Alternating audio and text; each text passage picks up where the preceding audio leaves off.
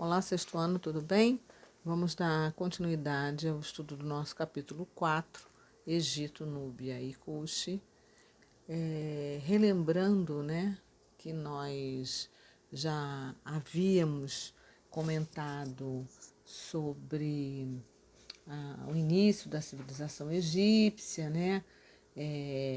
que a economia era controlada pelo governo, que os trabalhadores pagavam impostos para manter o luxo de faraó e da classe dominante, que a política no Egito ela era passada de pai para filho, que o sistema de escrita utilizado pelos egípcios eram através de sinais chamados hieróglifos. Tudo isso nós já vimos na aula anterior. Vimos a importância do Rio Nilo para essa civilização e hoje nós vamos dar continuidade a esses temas, E a povos que eram circunvizinhos dos egípcios. Então, nós temos aí, falamos sobre a engenharia, da importância dos canais de irrigação, que levava água do rio Nilo e facilitava bastante a questão da agricultura, entre outros. Então, a história de Núbia e Cuxi, vamos ver isso com mais detalhes hoje. Por volta de 2000 a.C., no sul do Egito, na Núbia, uma região onde localiza-se o Sudão, se desenvolve uma civilização que recebe o nome de Cuxi, sendo um dos primeiros reinos africanos. E eles também se apropriavam do rio Nilo, para auxiliar na sua agricultura, para navegação comercial. E eles tinham relações bastante amigáveis com o Egito, em alguns momentos, evidentemente, porque discordavam de algum ponto, se atritavam, mas faziam comércio com o Egito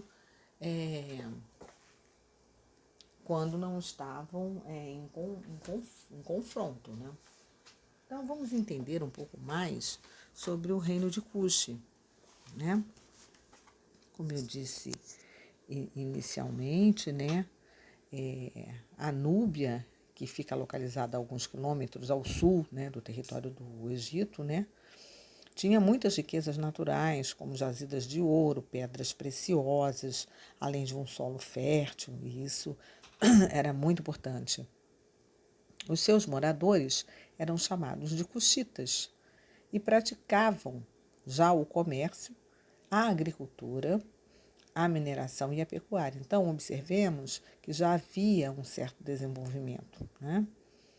Então, nessa região, em torno de 1800 mais ou menos antes de Cristo, se desenvolve um reino que se tornou muito famoso, muito conhecido, com o nome de Reino de Cuxi, e tinha como sua capital a cidade de Kerma. Como eu disse inicialmente, os egípcios mantinham relações comerciais com os cuxitas, adquirindo os produtos como cereais, peles de animais, minérios, principalmente ouro e ferro, Mas num dado momento, por volta mais ou menos de 1570 a.C., os egípcios invadiram e dominaram Kerma, que era a cidade mais importante do reino de Cuxi, para transformá-la numa colônia egípcia. Então, as pessoas consideradas criminosas ou que haviam sido aprisionadas em guerras também podiam ser enviadas de Cuxi para o Egito, onde eram escravizadas, eram obrigadas a trabalhar em atividades agrícolas ou em atividades até mesmo nos centros das cidades, além de muitas vezes terem que passar a fazer parte do exército egípcio. Então, é interessante a gente destacar que na sociedade cuxita muitos trabalhos eram realizados por pessoas escravizadas.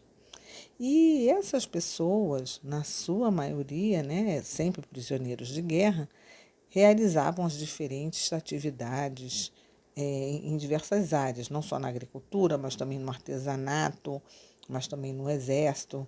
Então, essa prática, quando eles foram dominados pelos egípcios, eles é que passaram a ser escravizados. Mas eles também, antes disso, eles também já escravizavam, não é?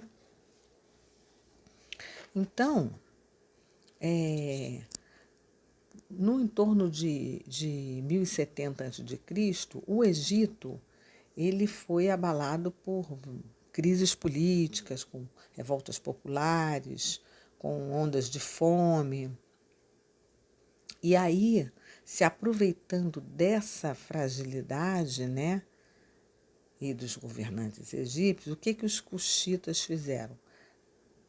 Combinaram lá entre eles e articularam uma invasão militar no Egito para reconquistar a sua autonomia, ou seja, eles queriam voltar novamente a ser independentes. Então, os cuxitas, eles se organizaram politicamente e deram início à formação de um novo reino, com uma nova capital, que aí já não era mais Kerma, aí já passou a ser Napata, era o nome do lugar. Fortalecidos, o que eles fizeram? Passaram a conquistar outras regiões e conseguiram dominar todo o Egito. Essa dominação durou aproximadamente 100 anos. Eu queria deixar proposto para vocês como exercício de reforço é o exercício de verso número 7, do número 11 ao número 20, que está lá na página 14, e como atividade devolutiva número 2, uma pesquisa sobre a importância dos escribas para a política e a religião na antiguidade. Ok? Um ótimo estudo para vocês.